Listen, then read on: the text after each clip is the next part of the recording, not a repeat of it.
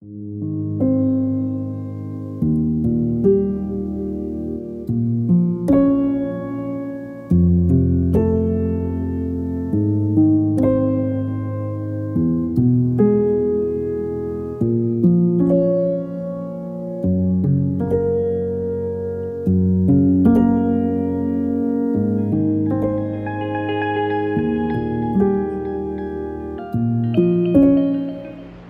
berjumpa.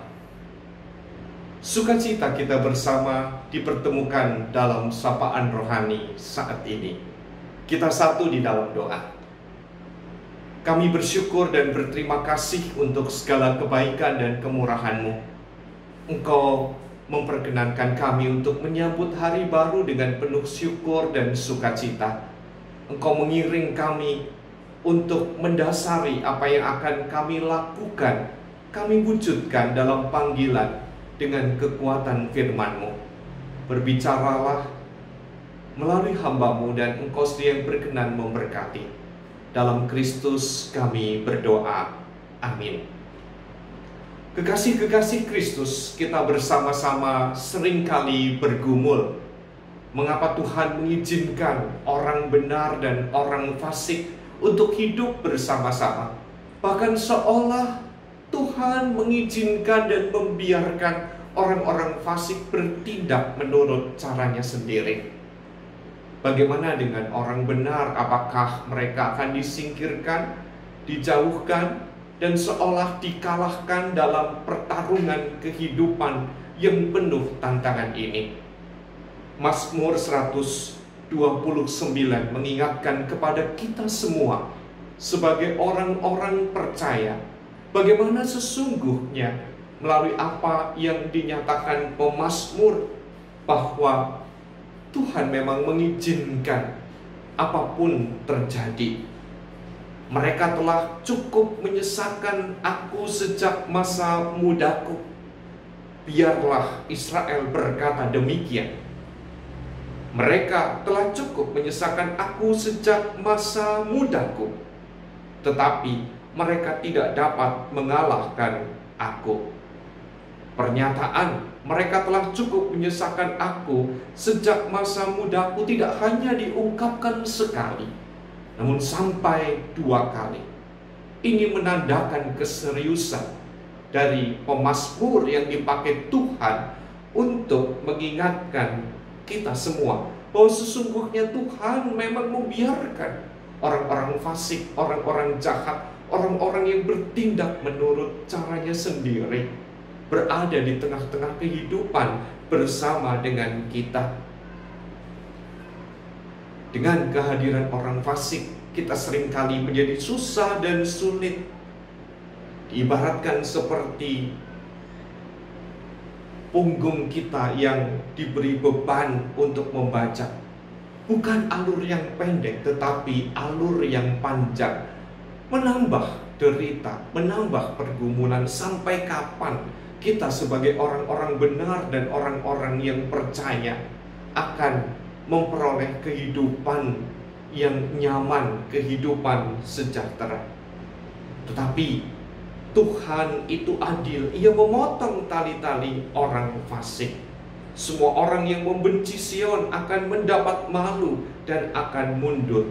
Ini mengingatkan kepada kita bagaimana sesungguhnya orang-orang fasik, orang yang bertindak menurut caranya sendiri memang dibiarkan oleh Tuhan. Kita tahu dan kita diingatkan juga, Tuhan menjadikan kita bukan seperti sebuah robot yang dikendalikan melalui remote control, tetapi apa yang terjadi adalah pilihan, dan bagaimana sesungguhnya apa yang dikerjakan itu dipertanggungjawabkan.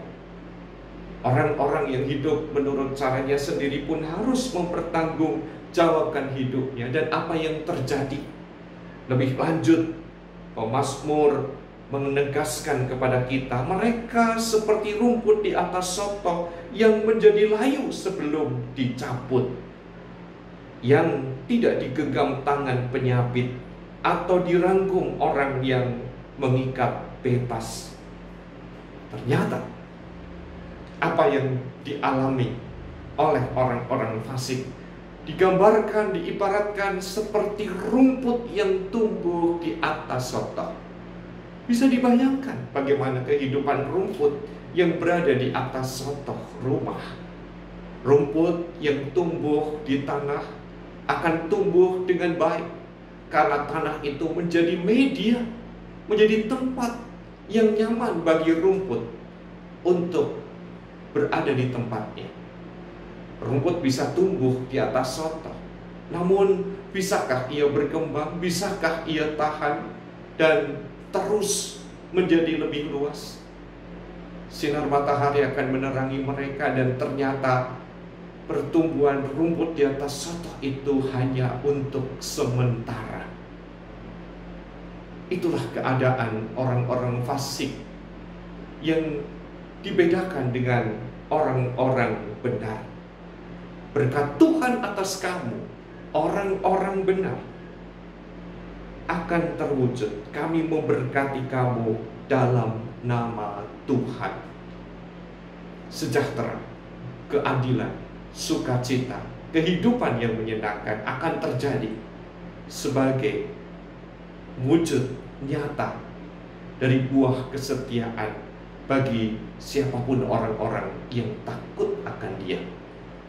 Kekasih-kekasih Kristus, oleh karena itu kita dipanggil untuk menjalankan hidup yang benar, hidup yang berkenan. Jadilah orang yang terus mengandalkan Dia. Jadilah orang yang percaya. Jadilah orang yang hanya bergantung sekalipun tantangan pergumulan hidup itu ada. Biarlah kita terus setia, setia dan setia. Dan dengan kesetiaan kita akan mendapat sejahtera. Tuhan Yesus menyertai dan memberkati kita semua. Kembali kita berdoa. Terima kasih untuk sapaan-Mu ya Bapa. Begitu baik Engkau terhadap kami. Engkau mengizinkan kami untuk hidup di dalam firman, hidup setia dalam panggilan. Mampukan kami menjalankan panggilan itu di tengah kehidupan yang nyata. Dalam Kristus kami memohon. Amin.